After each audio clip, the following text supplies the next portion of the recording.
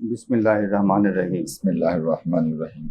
আমি আহমেদ আজম খান সশ্রদ্ধ চিত্তে সশ্রদ্ধ চিত্তে শপথ বা দৃঢ়ভাবে ঘোষণা করিতেছি যে আমি আইন অনুযায়ী সরকারের মন্ত্রী পদের কর্তব্য বিশ্বস্ততার সহিত পালন করিব।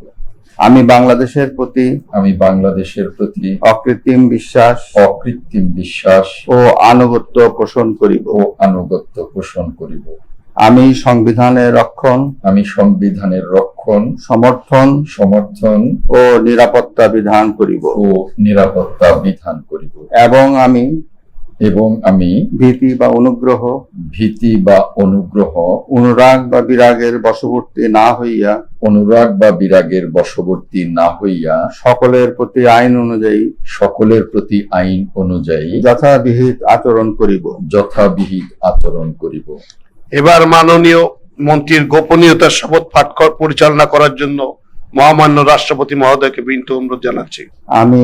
আমি আহমেদ আজম খান সশ্রদ্ধ চিত্তে শপথ বা দৃঢ়ভাবে ঘোষণা করিতেছি যে সরকারের মন্ত্রী রূপে যে সকল বিষয় আমার বিবেচনার জন্য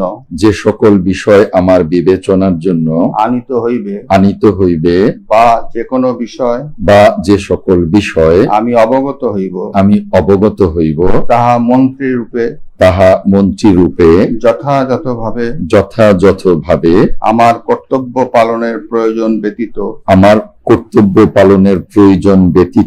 প্রত্যক্ষ বা পরোক্ষভাবে কোনো ব্যক্তিকে জ্ঞাপন করিব না